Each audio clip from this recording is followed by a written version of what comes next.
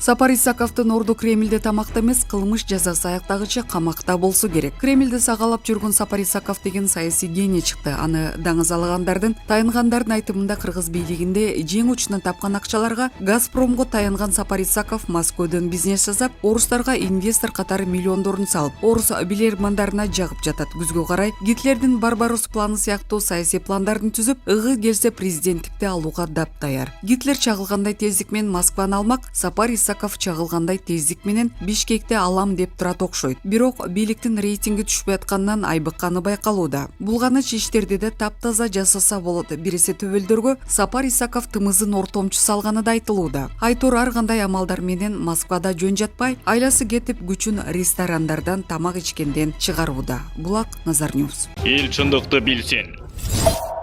Төрөбай Зулукаровдун диплому жасалма экени аныкталды. Кыргыз Республикасынын УКМК сотко чейинки өндүрүшүнүн алкагында жүргүзүлгөн иш-чаралардын жыйынтыгында мурдагы вице-спикер, Кыргыз Республикасынын жогорку кеңешинин КСДП фракциясынын депутаты Төрөбай Зулукаров тарабынан жасалма дипломду колдонуу фактысы аныкталды. Бул тууралуу УКМКнын басма сөз кызматы билдирди. Такталгандай, Төрөбай Зулукаров 1998 Жусуп Баласагын атындагы Кыргыз Улуттук университетинин тарых факультетинин 3-курсунан чыгарылган. Окуудан чыгарылышынын себеби билим алуу үчүн акысын төлөбөгөндүгү болгон. Андан кийин Төрөбай Зулукаров Жусуп Баласагын атындагы КОУ тарабынан берилген делген жасалма дипломду Ош мамлекеттик университетине кабыл алуу колдонуп, жана ошондой эле Кыргыз Республикасынын жогорку кеңешинин депутаты активдүү саясий ишмердүүлүк мезгилде экинчи жогорку билимин алган. Жусуп Баласагын атындагы алынган жоопко ылайык университеттин бүтүрүүчүлөрүнүн катарында жок болгон. Көрсөтүлгөн номер менен катталган диплом башка жаранга берилген. Тергөө иштери жүрүп жатат. Булак медиа центр. Эл чындыкты билсин. Президент өлүм менен коштолгон жол кырсыктарын алдын алуу маселеси боюнча Ниязбековго тапшырма берди. Кыргыз Республикасынын президенти Садыр Жапаров өлкөнүн ички иштер министрлигине жол кырсыктарын алдын алуу боюнча иш-чаралар комплексин күчөтүүнү тапшырды. Бул тууралуу президенттин маалымат кызматы кабарлады. Мамлекет башчы белгилегендей, акыркы мезгилдерде адамдардын өмүрүн алган ири жол кырсыктарынын саны көбөйө баштады. Садыр Жапаров адам өмүрүнөн өткөн баалуу эч нерсе жок экендигин баса белгилеп, ошондуктан ички иштер министрлигине жайкы туристтик мезгилде транспорт агымдарын эселеп көбөйөрүн эске алуу менен жол кыймылынын коопсуздугун камсыз кылуу боюнча иш-чаралардын аткарылышына көзөмөлдү күчөтүүнү тапшырды. Президент Садыр Жапаров ошондой эле жарандарды жол кыймылынын эрежелерин сактоого, айдоочуларды жолдо этият болууга, жөө жүргүнчүлөр менен жол кыймылынын башка катышуучуларын сыйлоого чакырды. Булак медиа центр. Эл чындыкты билсин.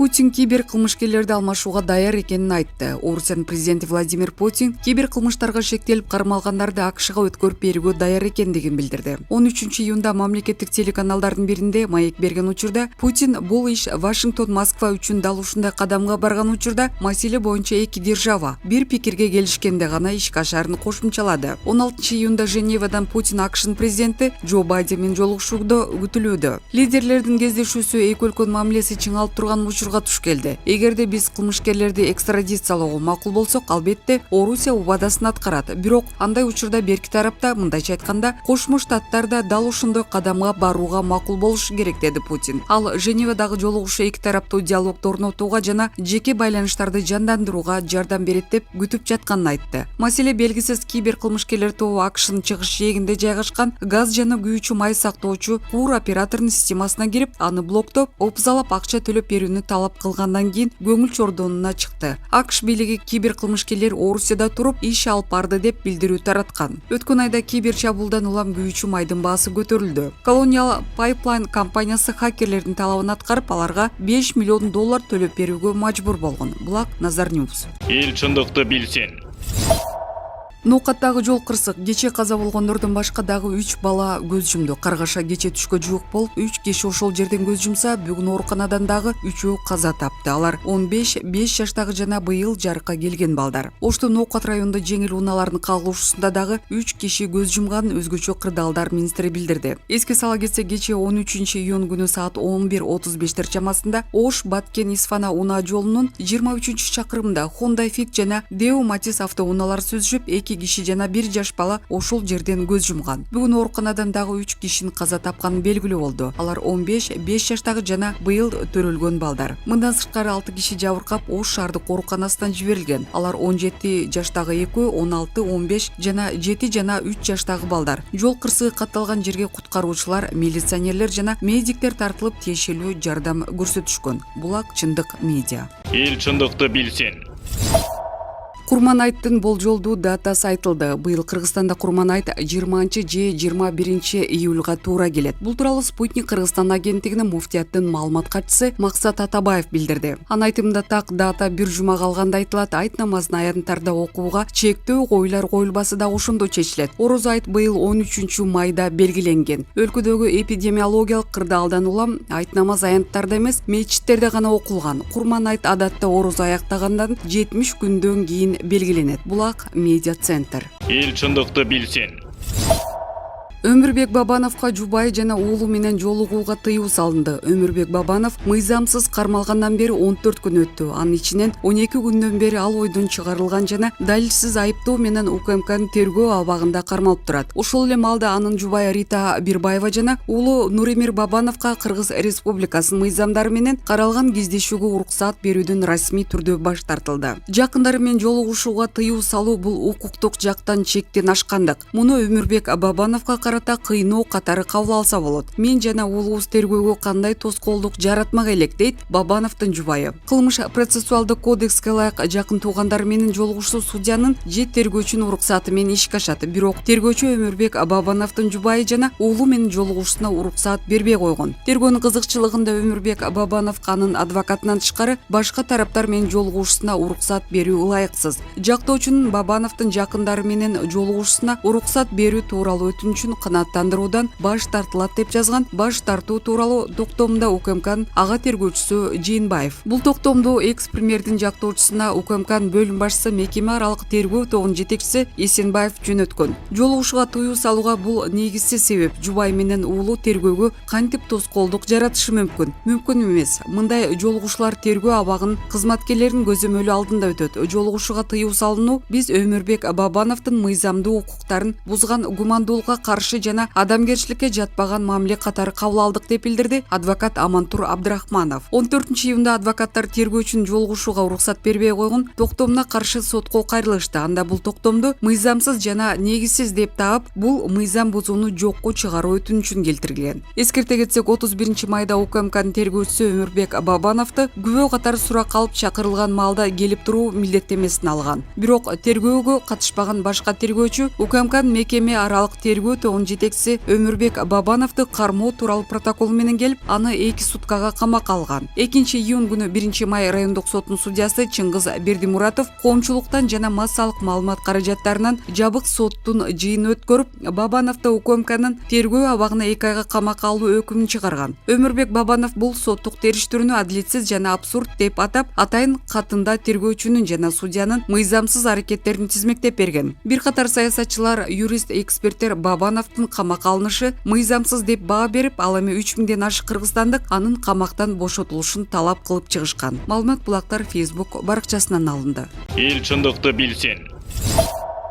Путин Байден бир тилге келишпесе 3-чү дүйнөлүк согушка жол ачылат. Учурда Орусия менен АКШтын ортосунда мамилелер сууп, 3-чү согуштун илеби сого баштады. Кансыз согуштун айынан бул мамлекеттерде бири-бирине каршы ядролук куралдар чегине келип калганда, Горбачев, Рейган келишимге кол коюшуп, жарыша куралданууну токтотуп калышкан. Акыркы мезгилдерде бул келишимдерди бузуу тууралуу сөз болууда. Кокус бул келишимдер жокко чыкса, 3-чү дүйнөлүк согушка жол ачылат. 2021 жылдын 16 июнда чоң жетиликтин саммитин тегерегинде орус лидери Путин АКШнын президенти Байден менен президент катары биринчи ирет жолугушкан турушат. Буга чейин алар 2011 жылы Владимир Путин Орусиянын премьер-министри, Джо Байден АКШнын вице-президенти кезде жолугушкан. 9 өлкөдө ядролук курал бар, бирок ядролук куралдар эң көп жана салмактуу АКШ менен Орусия эсептелет. Бул эки өлкө кансыз согуштун холодная война убагында бири-бири менен тирешип олтурушуп, жер планетасын ала салдырып жибере турган күчкө ээ болушкан. АКШнын Колорадо жана Радгерс университеттеринин комитетинин жаңы изилдөөсүнө караганда, кокус гипотетикалык ядролук согуш башталса, андан дүйнөгө келчү зыян тууралуу айтышат. Эгерде ядролук куралдарга чек коюлбай кала турган болсо, ядролук деңгээлдеги согуш миллиондогон адамдарды жексен кылуу менен чектелбейт. Ал планетаны акыркы муз доорунан бери кездешпеген муздак талаага айлантышы мүмкүн. Үчүнчү дүйнөлүк согуш дүйнөдөгү адамдардын кадимки өлүмүн көп эсе көбөйтүшү ыктымал. Ортодо көптөгөн мамлекеттер жапа чегишет. АКШ менен Орусиядан тышкары ядролук куралдар боюнча Кытай, Индия, Пакистан, Түндүк Корея жана башкалар АКШга коркунуч түзүп турат. Жыгылсаң нардан жыгыл, буйласын кармай жыгыл дегендей, Джо Байден президент болуп келгенден баштап Орусия менен Кытайга мамилесин кайрадан тескери жакка бура баштады. АКШнын мурунку президенти Дональд Трамп Кыргызстанды Иран, Ливия, Сомали, Сирия, Йемен, Чад, Ирак, Судан, Венесуэла, Кедр, Белоруссия, Мьянма, Нигерия, Судан жана Танзания менен бирге кирүүгө тыюу салган мамлекеттердин катарына кошкон эле. Джо Байден бул мыйзамдарды жараксыз деп тапты. Майда чүйдө мамлекеттер келсе келе берсин деди окшойт. Чөгөлөткөнгө жараша зор державаларды чөгөлөтүш керек болуп калды. Бүгүнкү учурда АКШ Борбор Азияда өзүнүн таасирин бекемдөө үчүн жанал аракетке түшө баштады. СССР тараган соң Вашингтон табигый кендерге бай Борбор Азияга көз түшүп, буларды өз таасирине алыш үчүн катуу чамынган. Ошондон улам Москвада колуна турган даяр талканды аларга бере салбаш үчүн Казакстан, Кыргызстан, Тажикстанды бириктирип, Кытайдын Шанхай шаарында 5 жылдык келишимине кол коюшат. Кийин бул Шанхай кызматташтык уюму болуп өсүп кеткен. АКШнын президенти Джо Байден Кытай АКШнын баш катаандаш экендигин билдирген. Америка Кошмо Штаттары Индия Тынч океан аймагындагы, анын ичинде Тайвань кысыгындагы стабилдүүлүккө коркунуч келтирген аракеттери үчүн Кытайдын жоопкерчилигин арттыруу үчүн биздин жалпы баалуулуктарыбызды жана кызыкчылыктарыбызды коргоп жана Кытай эрежелерге негизделген эл аралык тартипти бузуп жаткандыктан АКШнын мамлекеттик катчысы Блинкен кытайлык кесиптеши ККП Борбордук комитетинин саясий бюросунун мүчөсү Ян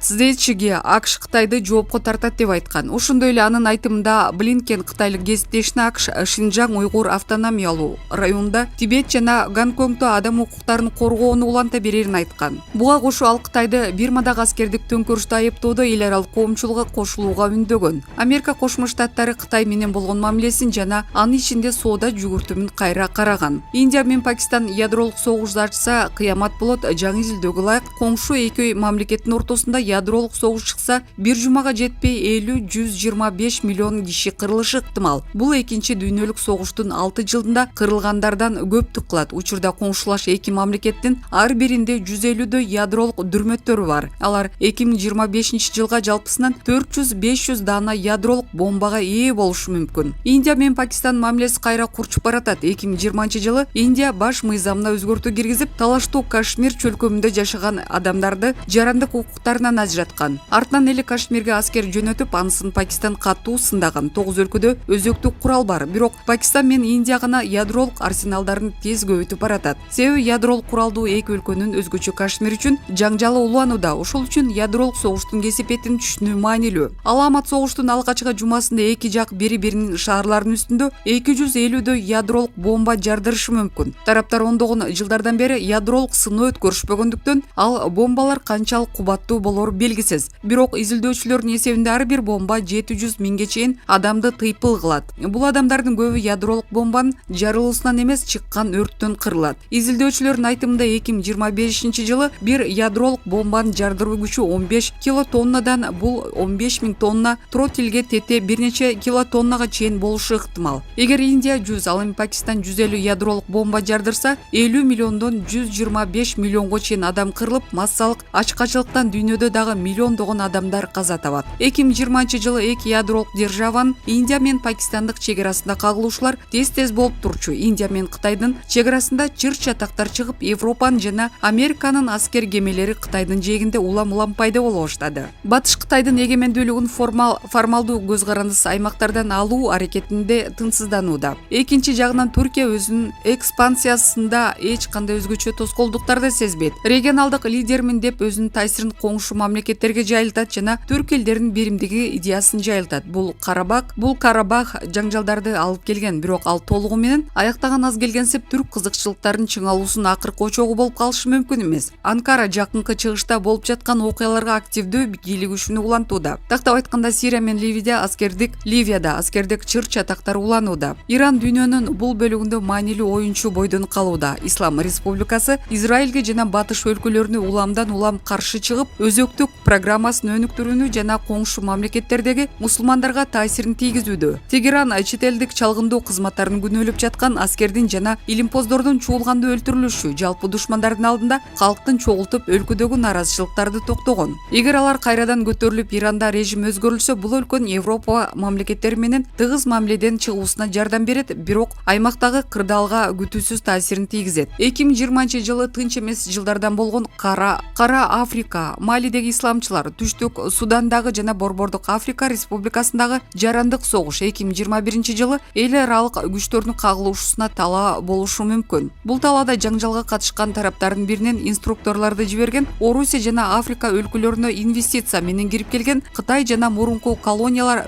менен өз ара аракеттенип, көнүп калган европалыктар ойношот. Эгер 1945-жылы Хиросимага бомба түшкөндөн кийин карасаңыз, тууралуу 1,6 чакырым чукул шагылдуу талааны көрмөксүз. Бул бомбанын эмес, өрттүн натыйжасы. Ядролук бомба чабуулунан чыккан өрттөн атмосферага 16 миллион тоннадан 36 миллион тоннага чейин көө сапырылып, жерге күндүн жарыгын өтүшү 20-35% начарлайт. Жер бетиндеги температура бир нече жыл бою орточо 2-5 градус болот. Жаан чачын 15-30% азаят. Өсүмдүктөрдүн өсүшү 15-30% солгундайт. Кургак жер менен океандардын түшүмдүүлүгү 5-15% төмөндөйт. Кыямат азык-түлүк тартыштыгы менен коштолот. Түтүн атмосферанын жогорку катмарында кармалып калгандыктан ядролук аламат алып келген окуядан жер бетинин калыбына келишине ондогон ашык жыл керек болот. Жер системасынын бүгүнкү модели негизинде өткөрүлгөн эксперимент кургактагы өсүмдүктөр менен океандардагы балыр сыяктуулардын түшүмдүүлүгү өтө азайып, анын кесепети адамдар үчүн опурталдуу болору айкындалган. Ракета келишимдери Чикагодагы атом илимпоздордун кыямат саатындагы жебелерди мурдагы караганда түн жарымына чейин бурулушуна себеп болгон бирден бир фактор. Таасир этүүчү зоналардын кайра бөлүштүрүү бүткүл дүйнө жүзү боюнча уланууда. Бирок 21-кылымда алар белгилүү бир аймактарда ок атуучу куралдар менен гана эмес, күрөшүп жатышат. Кибер чабуулдан, купуя маалыматтын чыгып кетишинен же бүтүндөй үгүт өнөктүгүнөн улам келип чыккан душмандын инфраструктурасындагы күтүлбөгөн жерден бузуулар биздин мезгилдеги негизги согуштар компьютерлердин айынан жүрүп жатат. Ядролук курал кайсы бир рационалдуу планга ылайык колдонулбайт. Ал кокусунан же хакердик чабуулдун же дүрбөлөңдүн натыйжасында же дүйнөнүн акылы айныган лидерлердин кесепетинен колдонулушу ыктымал. Аламатты болтурбоонун жападан жалгыз жолу анын алдын алуу. Ошондуктан ядролук куралдар боюнча келишимдерге кайрадан кол коюлушу мезгилдин талабы. Булак Назар Ньюс.